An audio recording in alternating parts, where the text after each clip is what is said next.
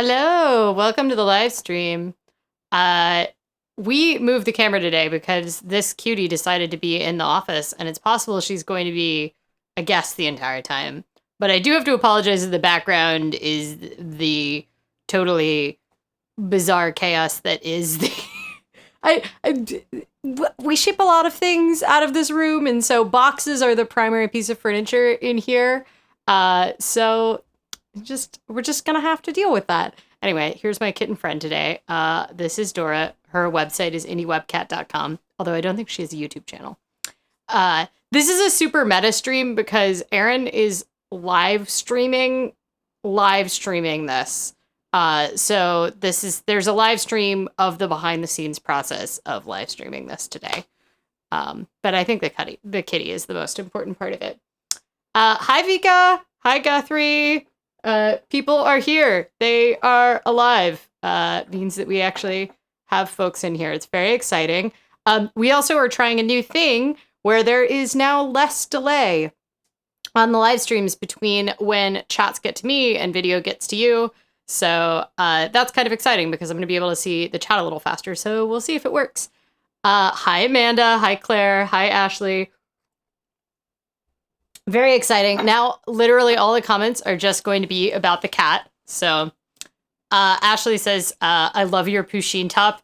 Let me tell you about this. I went to do the pickup at the donut shop, and in the handoff for the donut, she was like, "Oh, you're the person with the podcast, aren't you?" And I was like, "Oh, yeah, I am. I like eat your donuts on this like live stream and stuff, and so I tag you a lot." And I assumed that she recognized me from social media because it's like a pretty small donut shop and I'm tagging them a lot. And then she's like, "I recognized your outfit." And I was like, "Oh, I'm an outfit repeater." And then she said, "That's how you build a character." So, I can hope to someday have Pusheen be part of my core character. Anyway, yeah, you're not supposed to wear, this is supposed to be a waistband. This is a dress. This is supposed to be a waistband, not a tie. But since it is ice cream themed, so today I have to be a little sad about this. We do have a donut, but they're doing special vegan cookie ice cream sandwiches at the donut shop this weekend, and I missed out. They like sold out super quick because I kind of thought, oh, I'll wear an ice cream themed outfit, and I have like a little ice cream themed tie clip, which if the camera ever focuses, you'll be able to see. It's never gonna happen. I don't know how to focus it, but yes, this little tie clip, which is actually a hair thing, but almost all of my tie clips are actually just hair bands because they're more practical and you're less likely to lose them. So, and I also have my donut hat as well.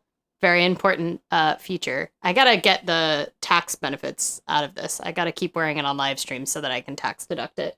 I really feel like donut hats are obviously something I'm gonna have to depreciate over time rather than, just a straight expense. Anyway. How are folks doing? Where are folks at? I think I know where some of you are. But yeah, what part of the world are you in?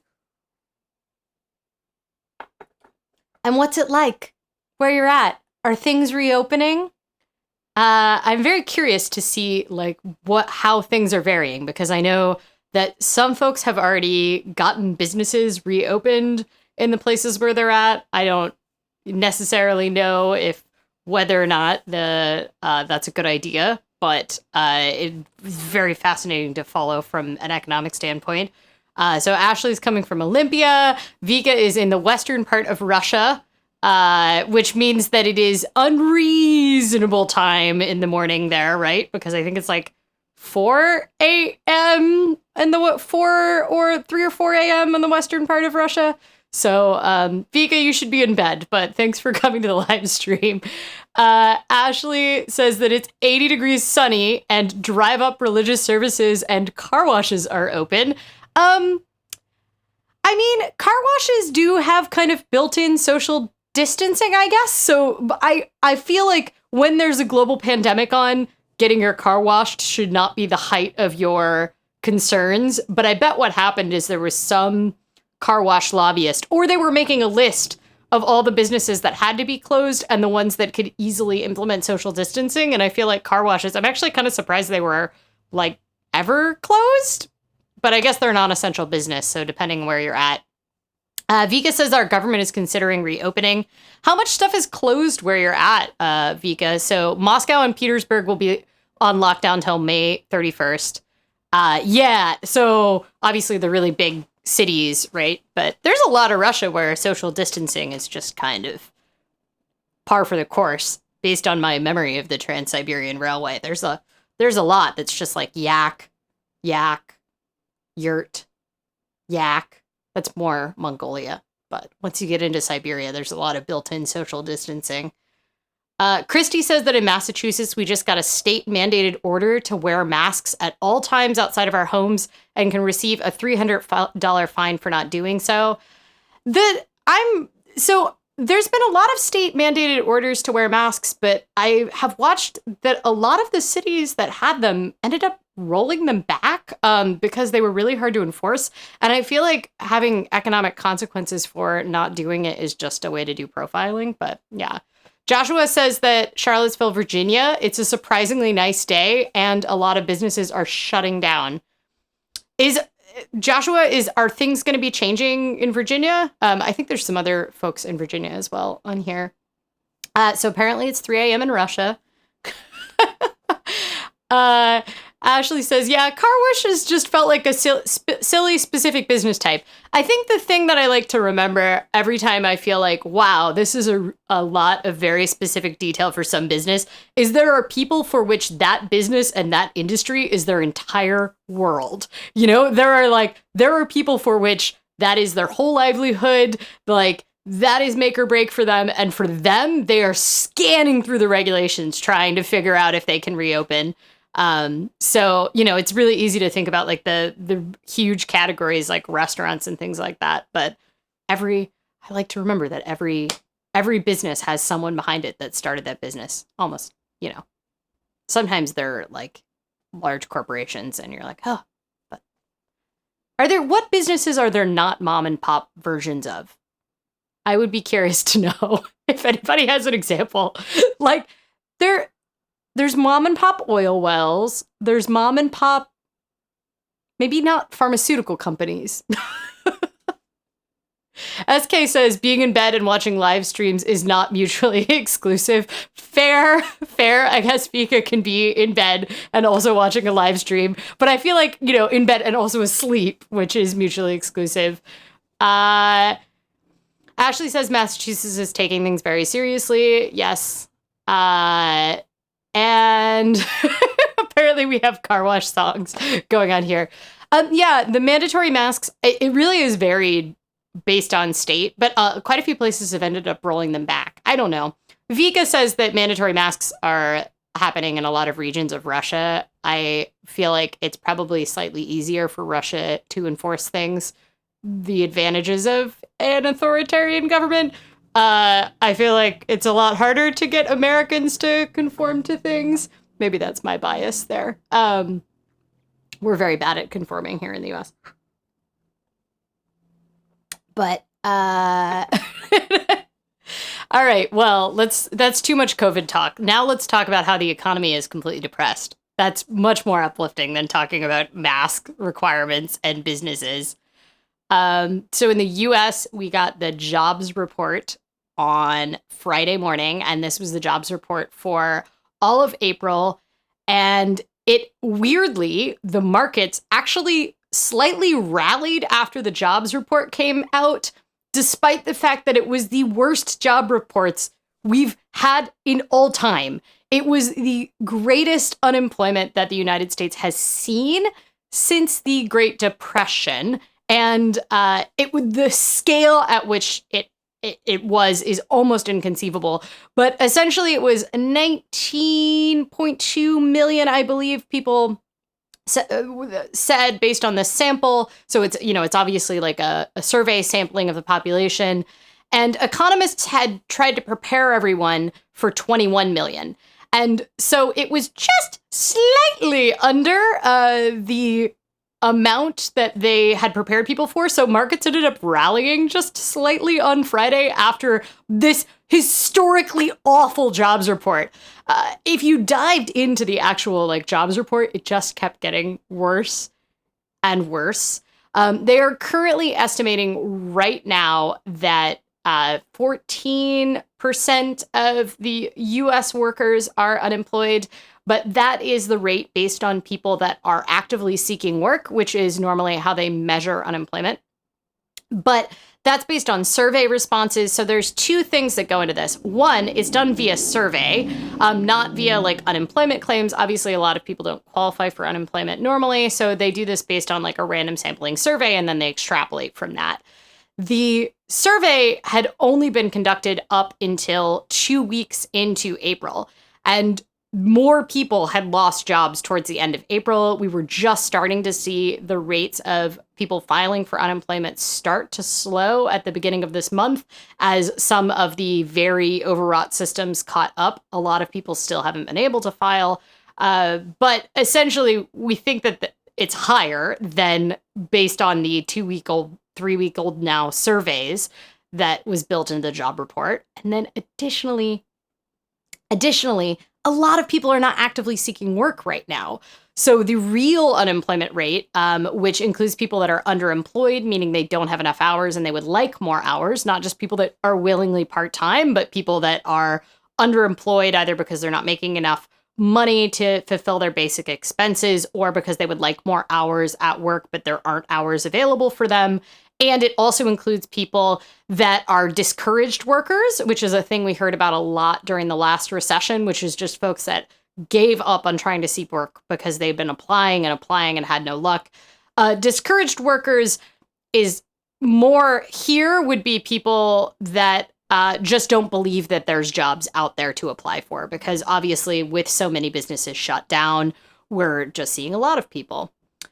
Joshua says that the slight market rally was artificial inflation of the market due to the company buying stocks. And Warren Buffett warned of artificial inflation of market due to companies buying their own stocks. I do think that there might be some artificial inflation of market, but it's all artificial. So I don't necessarily believe that the markets reflect anything except our artificial belief generally. I don't think that most companies' stock market values are an actual reflection of their value. It's a reflection of how the market as a whole views them. Maybe that's too esoteric, but I do think the market's rallying, whether or not it is due to some kind of manipulation, legal manipulation of the market, I do think that some of that might still be a good sign, because the financial markets are instrumental in making sure that the actual financial systems don't collapse. So one of the things I've talked about before in this stream is that it is extremely rare that we have a recession or what I anticipate will be a depression. This is technically a recession at this point, but it will likely be a depression. The recession is pretty clear cut. It's 2 quarters of negative GDP growth. We are definitely going to have that this year, but a depression is hotly debated. Some people say it's 2 years of economic downturn. It's coupled with higher unemployment. There's a bunch of different things. Anyway, what was I saying? Sorry, I got very distracted by talking about the definition between a recession and depression. We don't want the financial systems to collapse, because normally when we do have a recession, we also experience a financial crisis. And we are in one of these situations right now where people's individual lives, they're experiencing financial crises because of the unemployment and all of the uncertainty generally in the business environment, but the actual financial underpinning systems have not collapsed. So typically when we experienced like the recession of the 80s, we saw the savings and loan crises where we had bank failures. Obviously, the Great Depression had a massive bank failure. And then during the Great Recession, we saw major banks fail because they were overextended in mortgages and they ended up needing bailouts. We're in the situation right now where banks don't need bailouts. The financial systems are still intact at this moment in time.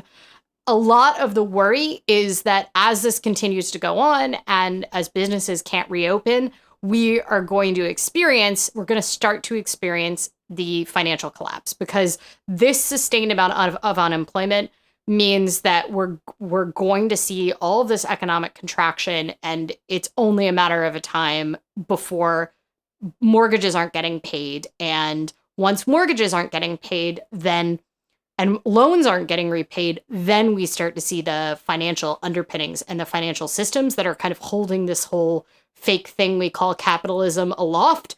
Those systems start to fall apart, and then we really see it.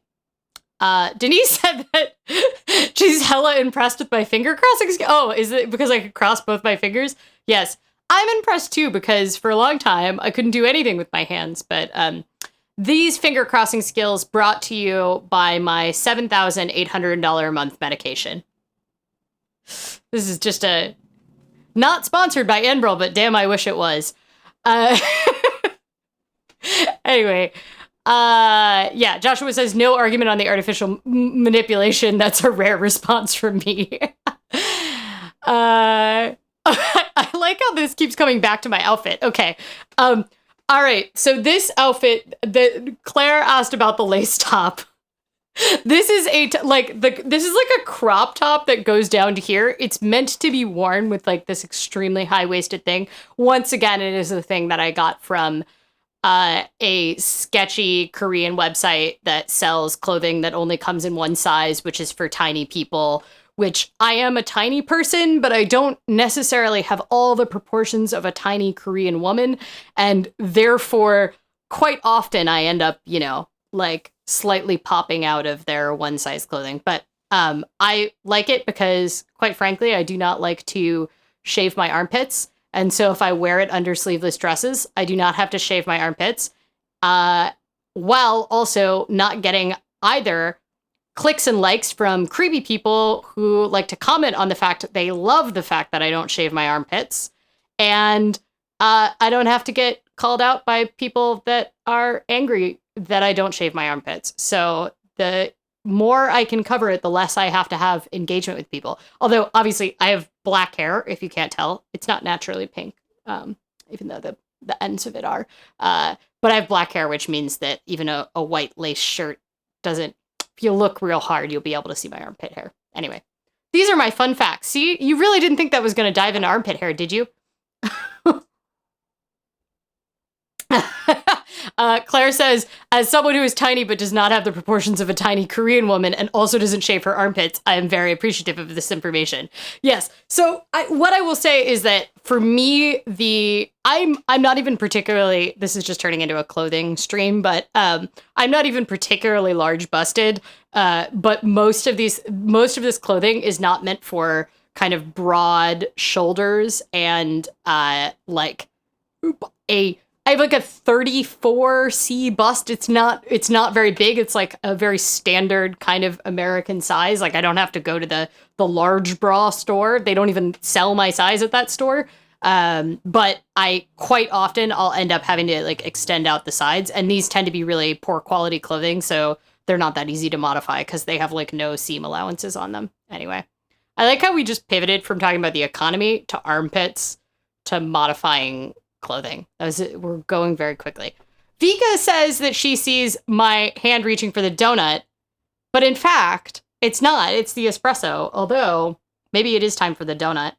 Is it time for the donut, or do we want to talk more about what's going on with the economy? I actually want to talk like a little bit about budgeting and not just about the US economy and some stuff that's like relevant to let's talk about some stuff that's like relevant to everyday life, because the markets in the end aren't. They are over the long term, I guess, but they aren't really relevant to the way you live your day-to-day life.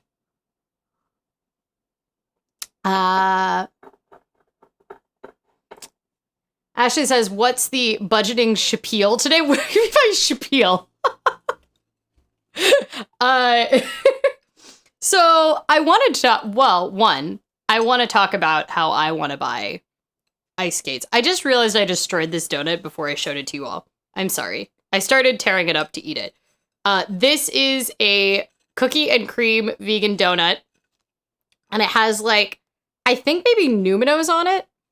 And I'm pretty sure I haven't had this one before. But now that I'm looking at it, I feel like I have some vague memory of eating it before. All right, we're going to try it.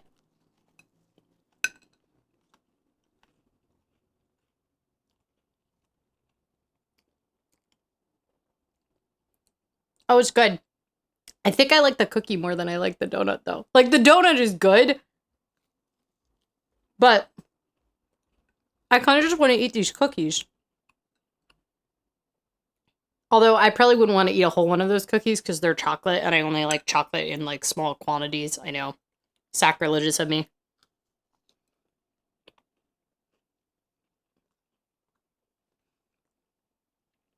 It has a very creamy, like, cookies and cream flavored glaze on it. But I'm really into, like, I like variant mouth feels in all of my food, particularly my donuts. And I like that it's, like, actually a hard, crumbly top, and it's like, still very fluffy inside. Apparently there's a spider on my wall. That seems very unlikely. I think it's a cat.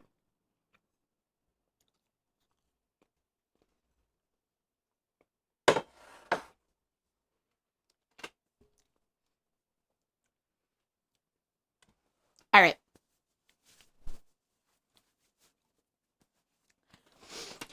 Joshua says, once want to buy a kilt, but afraid of getting smaller due to all my walking due to restricted mass transit. I'm frankly, I'm jealous. Like, it sucks to not be able to ride mass transit, but I am not exercising at all because I don't have to go anywhere now. And it's because I'm incredibly fortunate to be able to work from home. But I normally bike to the office. I normally figure skate. I can't do either of those things right now. And it turns out I'm not motivated to do physical activity that isn't either skating or actually going somewhere. Like, I'm happy to walk really far. I'm happy to ride my bike to go somewhere, but I will not just get on my bike and ride it to nowhere. These are things I've learned about myself, and it hasn't really changed. So, all right. We need to know where this donut is located, by the way. So, Ursula appreciates the cat and box situation. You know, we were like, oh, we have to move the camera. This wasn't, obviously I was not, I can't make her do anything. And she just chose to be here. She was doing this earlier and we were like, no way is she gonna be on that box for a live stream. But she got down, got a snack, and we were like, oh, we lost her for the live stream. So we moved the camera. And then she picked up a sparkly ball, carried it around the house, came in here, dropped it on the floor, and got back up there and took a little bath and now is back in nap mode because she has to get, you know, hours 18 through 20 of her recommended 20 hours a day of sleep. So, okay, the donut, I can confirm it is good. We'll eat more of it later. I know it drives Vika crazy when I don't finish the food. I did eventually finish those nachos from last week. I just want to let you all know that I ate the chips later on. There was really only like chips left, none of the toppings. So I did finish them later. And because they were vegan, it's not like a food safety problem to just leave them out. Because it's not like they had like real meat on the top that was going to go bad. So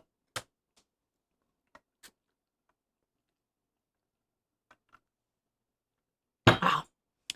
Josh says that he walks to a bridge where trails meet and drinks hot Peru. I don't know I never know how to pronounce that tea while smoking my pipe and talking to random people. How do you smoke your pipe with a mask on? That doesn't seem... Also, are you talking to people from 6 feet away? I just want to make sure you're following all of the recommended protocol, Joshua.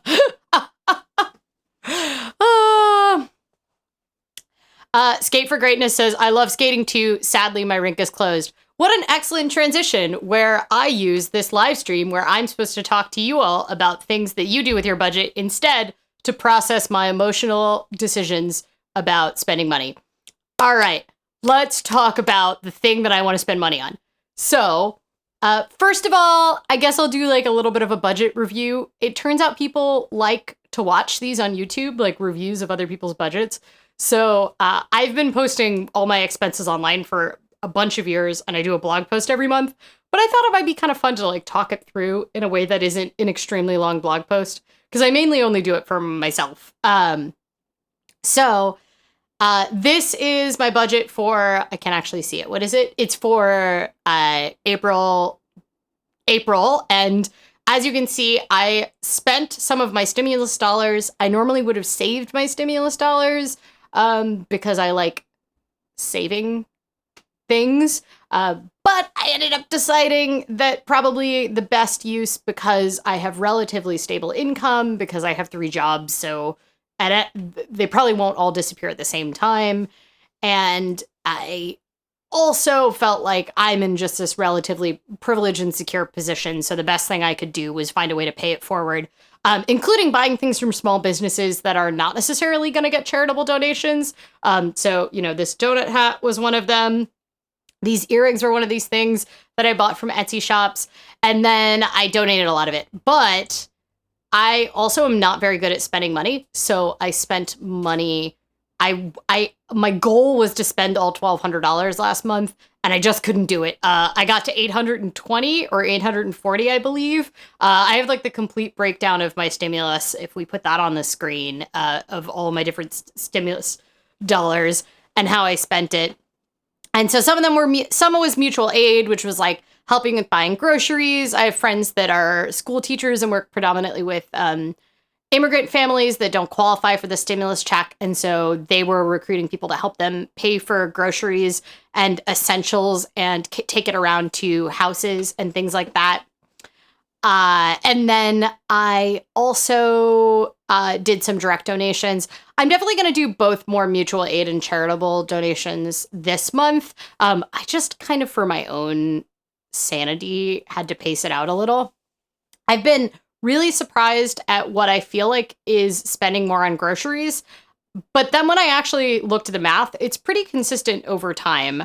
I think some of it is a factor of just how much I've been home. So there's definitely been some inflation in the fact that we can't comparison shop now. I'm obviously not grocery shopping at all for anything because I can't go to the grocery store because I'm immunosuppressed. So not being able to control my groceries has been weird. I feel like I bring this up every week, but damn, I miss grocery shopping. But I have this kind of longitudinal look at my grocery expenses over time, which I think we'll put up on the screen if Aaron can find it.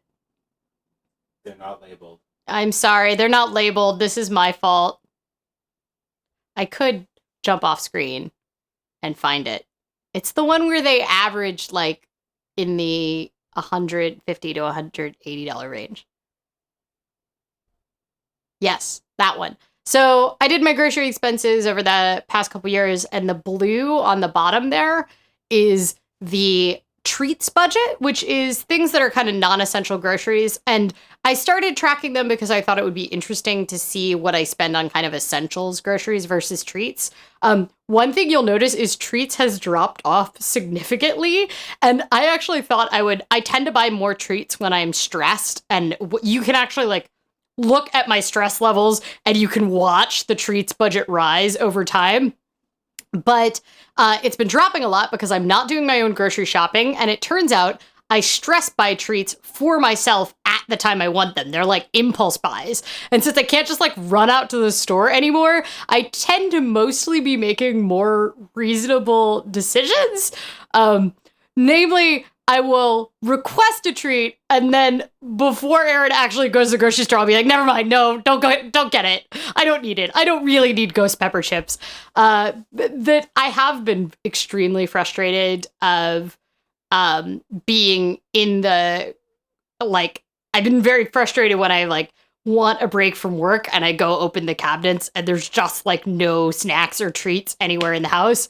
But it ends up meaning that either I don't have a treat because I don't need one, or I find something slightly healthier to have. So it's been, it's definitely I think been more interesting. If you're curious, I actually pulled my restaurant spending, and it seems like it averages around $25 a month, but that's because I'll have some months where it'll be $40 and a lot of months where it'll be $0 or $8 a month. And then, and you can see it's definitely dropped off more over time. And it averages closer to $56 a month if you include when I travel. So you'll see these huge peaks. I think if you pull up a different one, it includes the travel expenses in it. You see that one? Does it have huge peaks in August and March of last year? Yes. Okay. So you can see I spent all of August in London and I had kind of a gross communal kitchen. So I ate out a ton there. Also, I was in London. And then also I spent March of last year, I spent 3.5 weeks in Japan. So I ate out at a ton of restaurants. I had limited hostel kitchens available to me and we were just doing a lot of touristing. And so you'll see these big peaks. So it includes $56, but $56 if you look over the long range of time. But that is because you're averaging out these months where I might spend $300 or $400 on eating out because I'm on a long trip.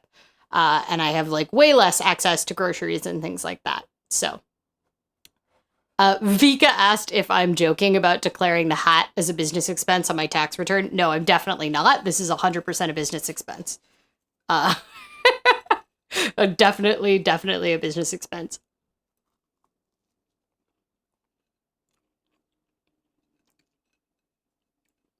All right. Joshua says that the pedestrian bridge has that distance. I'm glad to know that. I was very concerned. I did bring a napkin this time because Ashley gave me crap about the fact that I never seem to have a napkin. So I brought a napkin this time. So here's the end of this budget, is that I really want to buy inline figure skates, which are these, oh, you put the price up. You don't even let me build up to it, Aaron. So I really want to buy inline figure skates because it's looking like immunosuppressed people are going to need to stay in the house until phase 3, which is the US phases for reopening, which they're evaluating on a state-by-state basis based on testing and caseload in each state. And I think even in some states like Oregon, where I live, which is like extremely rural in a lot of the states, and then has really just like one very big concentrated population center, they're actually going to be phasing the state at different rates because obviously it's a lot easier to social distance and there's just less chance of transmission in more rural parts of the state. There's parts of the state where the population density is like 2 people per mile. So in those cases, a lot of so anyway, they've got these various phases, and phase 3 is the point at which immunosuppressed people are, and people in high risk groups generally, which include immunosuppressed, which I am, are recommended to actually start going back outside. Here's the problem. Phase 3 is like possibly not going to happen until we get a vaccine. And we have never made a vaccine faster than 5 years before. And the best estimates that they have for the vaccination on this are another 6 months from now. Most people are saying it'll be about a year. And that's like our most ambitious take. So it's possible I'm not going to be able to skate for, I'm right now saying 6 to 9 months because I don't want to say the words a year because that sounds terrible to me. So I'm not going ice skating. And I started ice skating about a year ago again after 15 years off. And it turned out to be very good for my mental health. It was the best form of like exercise I'd been able to get back into other than like bike riding. But bike riding is mostly utility for me. It's not sport. And it just ended up being a lot more fun. And I also have I have a higher skill level in figure skating because I used to be a competitive skater. And so it was very fun as an adult to try to like remaster something. It was mentally stimulating, intellectually stimulating, as well as being like good physical exercise. I really enjoyed it. Ended up being very fun. When I came back this year, I was actually planning on competing at the Adult Figure Skating Nationals, which of course were canceled. And because it's a large gathering of people flying from all over the US to go to it. And I made this whole budget for 2020, and it's just hilarious to look at my 2020 budget now because none of it makes sense anymore. I budgeted I budgeted because I'm working a lot of jobs right now. I budgeted for a house cleaner, which obviously we can't have a stranger come in and clean our house. And also I don't need someone else to come in and clean my house because frankly, being in it all the time, it will get clean-ish. And no one's coming over, so who really cares? It just needs to be clean enough that I can live in it. I budgeted for a house cleaner. I budgeted for a lot of travel. Supposed to be going to Delaware Figure Skating Nationals. I was supposed to be going down to San Francisco for figure skating sectionals. I had a bunch of work trip plans. I was supposed to be in New York City last weekend. Possibly Athens or Spain this summer. And then in late November, the plan was to go to Asia and ride trains through a couple of countries that I hadn't been to before, Thailand, Malaysia. Probably none of that is happening. I'm still kind of hanging on just for my own mental health to the end of November trip and the idea that maybe I possibly could. But essentially, a ton of expenses were just wiped out for me. And as you saw, like restaurants are not a huge expense for me. I know a lot of people that have been saying like, oh, they're saving a ton of money during quarantine. And quite frankly, I'm not saving a ton of money during quarantine. One, I'm spending slightly more. I'm definitely donating a lot more money. You saw my April expenses were like $1,900. That was largely like quarantine related, either wanting to support small businesses or making charitable donations. And normally in an average month, I spend closer to $1,250 if you like look at my average spending over all of time. With health insurance, right now it tends to be in the like $1,300 or $1,400 range. I'm just not spending a lot of money, and I'm not spending a lot of money normally.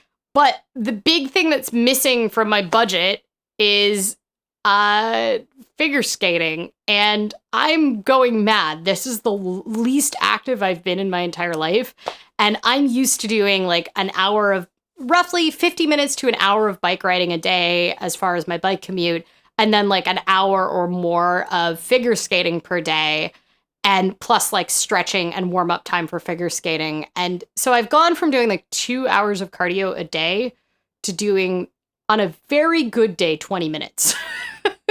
And I'm like, I can feel my body wilting away from like, and my brain it's not going well. And being immunosuppressed, it's, I keep hearing people talk about the choice between feeling paranoid and like overly cautious, and then swinging the other direction and being like, I should be this paranoid, I should be this cautious, and like not really knowing where the line is gonna be. And for me, that's been the same thing. Like, one, I don't really like running. I'll do it. It's good form of cardio, but it's very boring. It's way less fun than figure skating, where I get to dress up in fancy costumes and do things that are cool to music.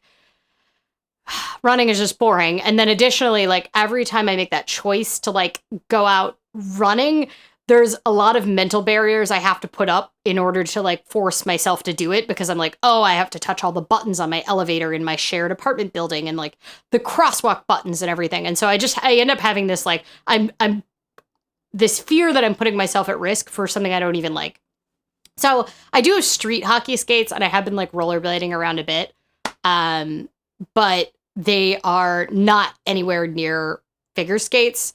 So there's the special form of rollerblades where they mount to figure skating boots, and then you put blades on them that have like a fake toe pick. This is so cute. How are we supposed to get anything done when this cuteness is happening back here? Ursula commiserates with my Me Too on the no bike ride right now muscle mush now. This is one of those things, it's like frustrating to me that in many ways I have like a very healthy diet right now, aside from the donut live streams, everything. I am just used to so much cardio. Like, I went down to get the donut from the donut shop, and I was very tempted to just run up and down the stairs multiple times just because like I need to get this energy out. Yes. Okay. Ashley says the kitty is distracting. Okay. So multiple people, Alyssa and Ashley, asked, what is the dollar per use on the skates? Okay. Well, let me tell you a little bit about figure skates. So the rollerblading skates are, what is this mermaid position she's doing? She's extra distracting right now. This is great though. She's the real star of the show. We should get her a tiny donut hat. She would not wear it. I did find a costume where she dresses up as a donut, and if she's willing to come on more live streams, I will 100% get that and tax deduct it. All right. So the current figure skates I have are Klingbeils, which are made by a company that made the best custom skates that money could buy for a really long time. And they were a really good investment. I was doing like regularly like doubles and triples when I first got them. My parents got them for me when I was a teenager, and I was still a competitive skater. And they were like a really big investment at the time that I got them. When you get figure skates, the boots and the blades come separately, and they're usually not even made by the same company. And my feet are, of course, very screwed up from figure skating because it's terrible for your feet. And so I needed custom skates. So they usually, you get fit in a foam mold. They get sent off to this dude in Jamaica, New York, who makes these skates. My skates are like engraved with my name and the date on the bottom. And my current skates are 17 years old. But to be fair, I didn't skate for about 15 years of those. So the breakdown on skates largely depends on what kind of jumps you're doing, how stiff the skates are, and like how many hours you put in. So the boots will break down over time. All boots will. But one of the more complicated things is that when I left figure skating, everybody had leather skates, these very stiff leather skates. Like if you skated in rental skates before, they like flop back and forth, or they're those like hard plastic ones. Figure skates are like extremely, like at the higher levels, they're extremely tough because you need a lot of ankle support in the skates. Anyway, everything about skate technology completely changed when I left skating, and like new companies came on the scene. Leather isn't even like the predominant. It used to be that like leather was the only option because I was like I mean, I'm still vegan, but I was like a very hardcore vegan back then. And I really wanted to get non-leather skates, and they just didn't exist for the level that I'm at. You needed that kind of support. Now, there's been a bunch of developments done essentially because so many skaters started doing quads, and a lot of people were having issues because essentially the skates couldn't support them appropriately, and a lot of people were getting hip injuries. And so these new skates do different kind of shock absorption. This is unreasonable. This is just such an unreasonable backdrop. There's a long way of saying the use that you get out of the skates largely comes down to the type of skates they are and what kind of skating you're doing and how many hours you're doing. So I could get a lower level skate and it might be fine for me. So at this point in time, I'm really only doing doubles. The likelihood that I'm going to be doing triple jumps or throw jumps is pretty low. So I could spend slightly less money and get a less stiffness skate, but that skate will probably wear out faster, so it can end up making more sense to get a higher stiffness skate. Anyway, it's just very complicated to buy these, and normally you would go get fitted by someone. However, I can't do that right now, obviously. There's only like 3 dealers anyway for these skates in the US. The nearest one is thousands of miles away, and the one person in my town who fits skates is extremely high risk and just had heart surgery, so I'm definitely not going to her house and getting her to fit me for them. And then on top of that, every single rink in the world has been closed for at least 2 months. So all of these inline figure skates for being able to do jumps and spins off ice have been sold out everywhere. So I finally found one place that had them, and they're over $1,000 because I need this like higher level boot. And then additionally, like they're like, we have extremely limited stock of these. And the worst part about all of this is if they don't fit, because I can't be sure that they're going to fit. There's nothing standard about skate sizing. And in the end, they might not even work. You can't return them. And I have super weird feet. So I'm going to need like slightly custom, like they're going to have to be punched out for me essentially because I have very wide feet with bone spurs on them, thanks to sport. And the resale value is very close to the original price if they are not worn down, but they move really slowly because someone else would have to be able to, someone else would have to be able to fit into them. Right? So like, obviously I searched eBay to try to see if I could find these boots. The other thing is because the inline roller skates are in such high demand right now, the dealers that are selling them are only selling them with new boot purchases, because why wouldn't you do that if you were a business? Of course you want people to purchase like $600 to $700 boots with the inline rollerblades. So I also like, the whole goal of getting these stiffer boots would be that I could then put blades on them and transfer them on the ice. And essentially I've then upgraded my skates to these newer skates, which was something I'd been contemplating. But it's impossible to know if these type of skates are going to work for me. So what does a return policy look like if I buy online and they don't fit? There is none. Can't return them. Yeah, It's not just if you buy online. You just can't return figure skates. You have to understand how small the market is for these. So, and these end up being custom. So, yeah, it's just very frustrating. I also want to say that in addition to these boots, I found for slightly more money, these for $60 more, which once you're spending like $1,100, really, these skates have these like fantastic iridescent bottoms. So yeah, I'm like very excited about that. So yeah, I could probably sell them used, but they might take a long time to move. So, you know, I might get 80 cents to the dollar, so I'd end up getting a lot of money back. But the problem is it might take a year or two for them to sell on eBay until someone who happens to have the same size and width of feet of me. And there's way less adult skaters at my level than there.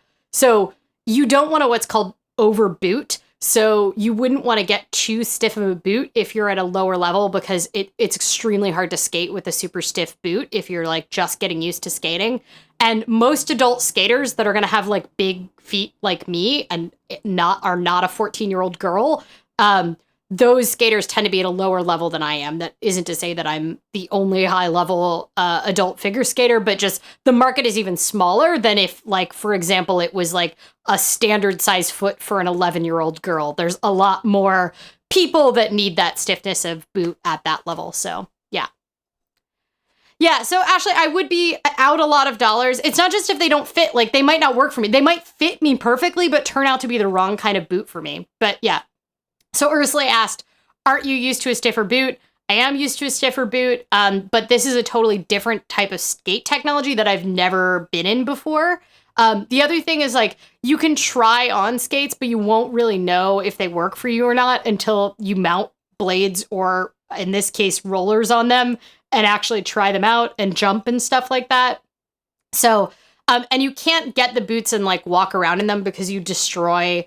They have to have blades or rollers mounted on them. You actually destroy the internal structure of figure skating boots if you walk around on them. You can just stand in them, but any kind of like sustained walking pressure on them will destroy the bottom of the boots because they stay extremely stiff. So yeah, it's all just ridiculous.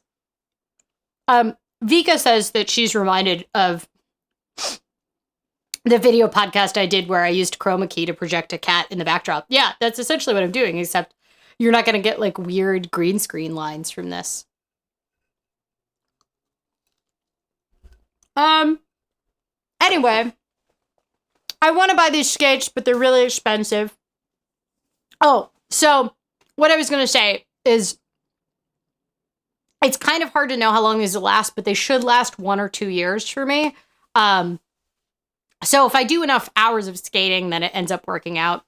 I think last year so yeah, I actually have like my total amount that I spent on figure skating. So this isn't for a full year because I had to stop going to the rink in March.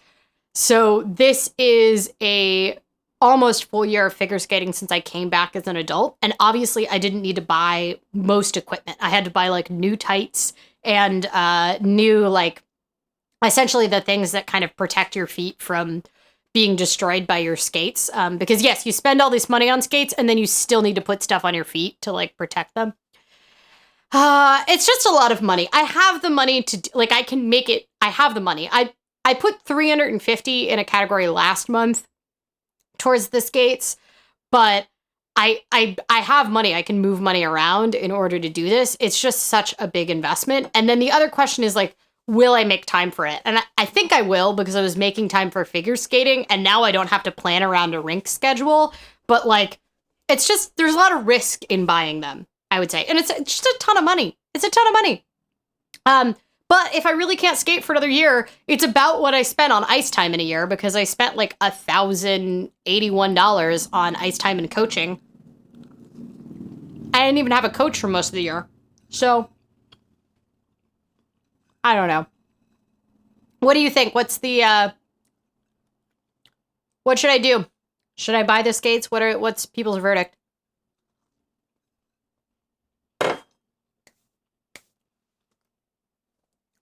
I also have a listener question, so I can answer that too instead of just asking you all. The donut is gone. So no one needs to take out a donut loan. Last week we were threatening nacho loans on me. So, yeah. Does anybody have an opinion? Should I, All right, we have a listener question, right? Ashley says that she would buy them if you can recoup the majority of the cost in worst case scenario. I might. There's no guarantee. There's a lot of uncertainty, just like everything in the economy right now. There's a lot of uncertainty. Amanda Scott says, wait and see what happens in the next few months. I'm going to go mad, though, if I don't have a way to work out. And I keep just being like, maybe I should just buck it up and like make myself start running or something like that. Or bike to nowhere. But like, I'm losing my skating skills rapidly. This is a sport that requires skills. So I don't really want to wait another couple months. I don't know. I've already waited 2 months. I've been contemplating getting these for 2 months. So Claire says, I think you should buy them because if you're able to skate again, it would be huge for your mental health. That's the thing that I think. Alexis asked, can you resell them? I can resell them, but the market is really, really small. So there's just not a lot of people that have my size feet because I have pretty freakish feet from this sport and also are interested in extremely high level figure skates. So, yeah. If they do work, the return on investment is majorly worth it. Yeah, I think that's the big thing. I think if I for certain knew that they were going to fit me and they were going to work for my feet, it would be a lot easier. It wasn't exactly the thing that I was planning on. I will say that I did think, oh, if you go to nationals and you place in the top 5 for your category, maybe you can buy skates for yourself as like a celebration. Like I had this kind of mental image of myself that I would maybe get new boots because I am really wearing down my custom 17-year-old boots. Fancy that. They're older than most people I skate with, which I enjoy telling the kids. But they are older than the average person at the rink. They're double the age of a lot of the skaters I skate with. Anyway, those skates are starting to wear down, and I do think that long term, my plan is to keep doing this sport for the rest of my life, even though it's an incredibly expensive sport. And with the fall of Western capitalism that we're under, I don't know if we're going to be able to sustain private ice skating rinks as a business. But yeah, I plan on doing it for a long period of time. And I think getting boots that might reduce injuries to my hips is probably a good long-term plan. Denise says, I think you need something to get through. So I think even if you end up eating the cost. Yeah, I mean, but what if I end up eating the cost? What if I spend $1,000 for no reason? People spend $1,000 on dumber things, I think. But yeah. So, yes, you should get them once the world is safe enough for you to get fitted the right way. I mean, the thing is that, like, I'm not gonna be the point at which the world is safe enough for me to get fitted for the skates is the point at which I will then be able to go back to the rink, right? So, like, essentially immunosuppressed people are supposed to be doing social distancing until phase 3, and phase 3 and social distancing, not just like outside. We're supposed to be self-isolating or shielding it, as they call in the UK, which means that like pretty much avoiding all contact. And that we're not supposed to go out until phase 3. And so phase 3 is the point at which I could get fitted again. And that's the point at which I would be comfortable going to the rink again. So yeah. Denise says I should add up what I spent on candy last year and compare it to skate cost. Skates are better coping mechanism. I can add it up. It's the treats budget. That includes like snacks too, but I think the average ends up being around $11. I think it's around $11 a month. So, no. Treats budget is if you look at the groceries budget, I have like a little side panel for it that has grocery breakdown. Right? Does one of those have groceries? I can't see it. Anyway, it ends up being like $11 a month. So it would take a lot of candy to be able to get. Yes, Denise says, okay, maybe a pinch less. I mean, that's the problem.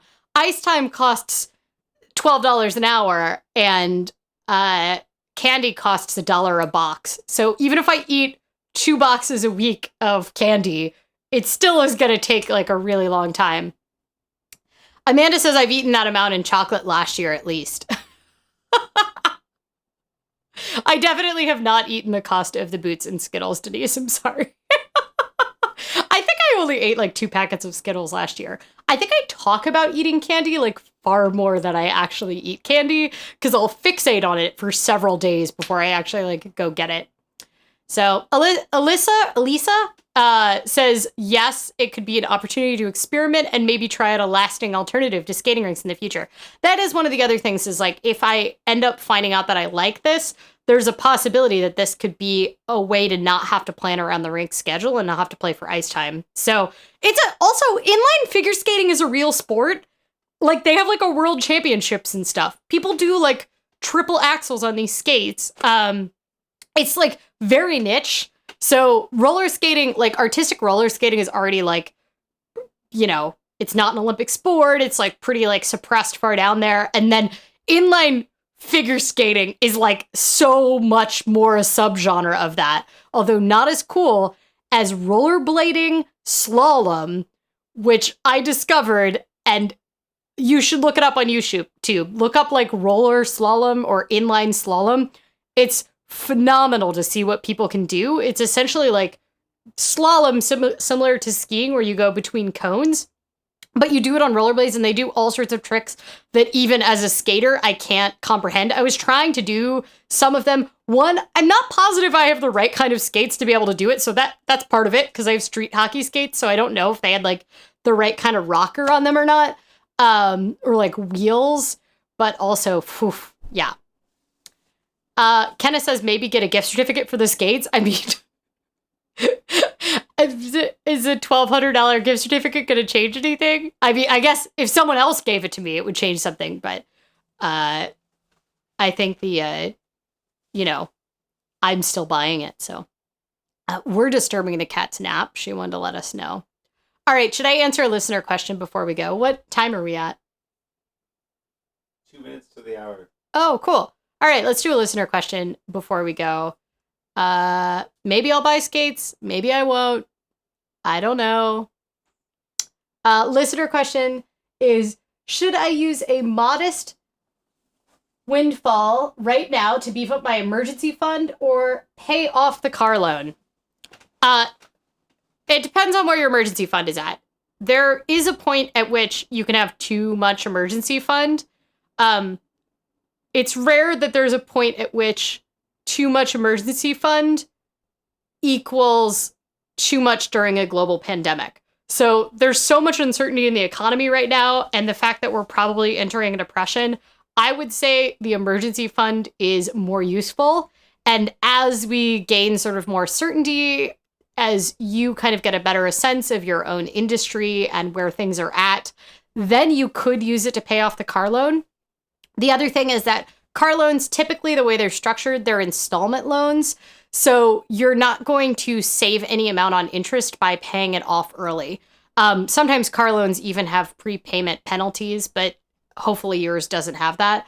The only thing I would say is if it would significantly lower your monthly core expenses to get rid of the car loan early enough that it would give you some more nimbleness, then paying off the car loan would make more sense. But right now, given all the uncertainty, I would recommend just sitting on that cash, because cash will give you more flexibility, as much as having the debt off your shoulders might make you feel great.